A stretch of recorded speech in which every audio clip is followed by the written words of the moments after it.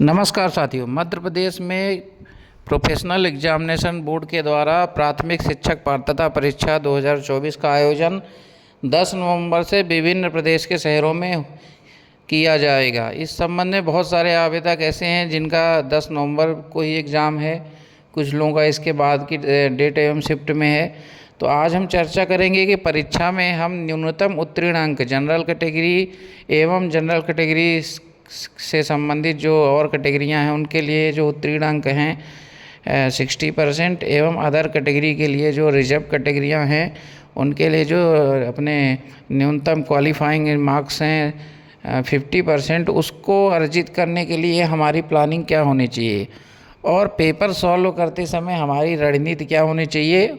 Syllabus को सामने रख के मैं आपको मात्र 2 मिनट में ही संक्षिप्त चर्चा करूँगा। मैं स्वयं प्राथमिक शिक्षक पात्रता परीक्षा मैनी टाइम्स क्वालिफाइड हूँ।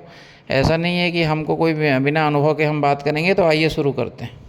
तो सबसे पहले साथियों को मैं बता दूं कि मैं 2010 में के आसपास जब ये परीक्षा आयोजित हुई थी उसको मैंने पहली बार क्वालिफाइड किया था। उसके बाद नवीन संवर्ग के आयोजित होने के बाद 2018 में भी मैंने इस परीक्षा को निकाला।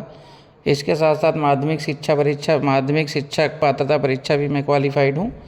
तो ये अपने मतलब ये है कि आपको जो मैं चीज़ें अपने अनुभव पे आधारित बता रहा हूँ, ये कहानी बताने का मतलब ये है। तो आइए शुरू करते हैं। तो मैं आपको सबसे महत्वपूर्ण बात बता दूँ कि अपना परीक्षा का जो प्रश्न है वो 150 प्रश्न आएंगे। प्रत्येक प्रश्न जो है प्रत्येक 5 पार्ट होंगे और 5 पार्ट में प्रत्येक पार्ट में 30 प्रश्न आएंगे। अब इसमें सबसे महत्वपूर्ण बात ये, तो राम कहानी आपको ही मालूम होगी। सबसे महत्वपूर्ण बात ये है कि जो हमारा भाषा 1 और भाषा 2 का पेपर है, इसमें आपने आवेदन करते समय जो भाषा सेलेक्ट करी है उसी भाषा के प्रश्न पत्र को आपको सॉल्व करना है। मैंने 20% आवेदकों को देखा है जो भाषा 1 में सेलेक्ट हिंदी करते हैं और भाषा 2 में इंग्लिश और सॉल्व उल्टा कराते हैं। इसलिए आपको सबसे पहले इस पे सावधानी रखनी है कि आप अगर भाषा 1 में जो लैंग्वेज सेलेक्ट किए हैं अपने आवेदन में, उसी आधार पर आपका मूल्यांकन होना है। तो आपको वहाँ प्रश्न पत्र में ये देखिएगा कि भाषा 1 में हिंदी और अंग्रेजी दोनों ऑप्शन आएगा। कई बार उर्दू भी आता है, भाषा 2 में भी हिंदी अंग्रेजी उर्दू आएगा। तो आपको ये देखना है कि ऐसी गलतियाँ CTET में भी बहुत सारे आवेदक कर जाते हैं, इसलिए आप इसका विशेष ध्यान रखिएगा। सबसे महत्वपूर्ण बात तो यही है। दूसरी बात ये है कि 50% एवं 60% अंक लाना क्वालिफाइंग बहुत मामूली बात है। केवल आपको प्रश्न की प्रकृति को समझना है और उसके अनुसार जो आपने पढ़ा हुआ है दिमाग ठंडा करके शांति से आंसर लगाना है। तो इसमें कोई ऐसा कठिन नहीं आता। भाषा 1, 2 में तो आपके पैसेज ही आ जाते हैं और जनरल जो है इससे लैंग्वेज के प्रश्न आते हैं जो इजीली किए जा सकते हैं। तो आपका 30-30 नंबर का ये पार्ट है जिसमें से आप आसानी से 45 से 50 नंबर अर्जित कर सकते हैं। और अगर आपकी अच्छी तैयारी है तो आप इससे ज़्यादा भी कर सकते हैं। अब अपना बचता है 3 पार्ट। उसके बाद साथियों बाल विकास का पेपर आता है, जिसमें बाल विकास में ये मानिए कि 15 से 20 प्रश्न बहुत सरलतम रहते हैं और 10 प्रश्न आपके थोड़ा उनका स्तर अच्छा रहता है, जिसमें से प्रमुख वैज्ञानिक या जो सिद्धांत हैं उससे संबंधित प्रश्न भी आ जाते हैं। तो आपकी कोशिश ये होनी चाहिए कि 30 में से 20 प्रश्न जो इजी आते हैं उनको आप सही करें, कम से कम 15-16 तो कर ही लें। उसके बाद जो 10 कठिन है उसमें से आप 5 सही कर लें तो आपका स्कोर ऑटोमेटिक 20+ हो जाता है।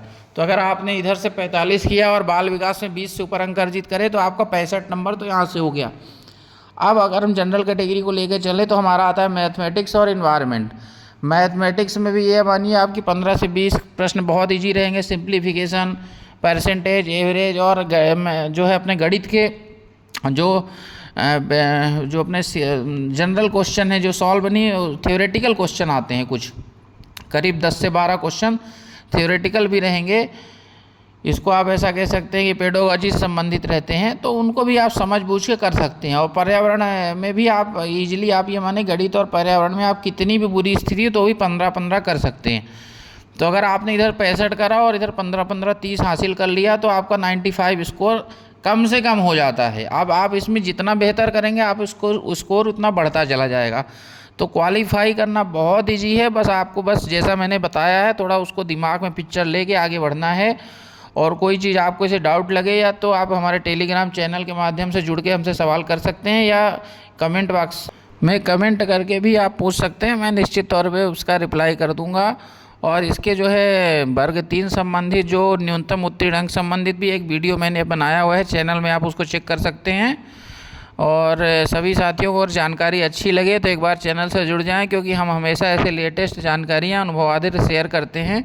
तो चैनल को एक बार सब्सक्राइब कर दें, लाइक कर दें, शेयर कर दें, ताकि जो भी नवीनतम वीडियो रहे आप तक तुरंत पहुंच सके। बहुत बहुत धन्यवाद, नमस्कार। सब्सक्राइब करना भूलें नहीं, सब्सक्राइब करने के बाद ही चैनल से जाएं। नमस्कार।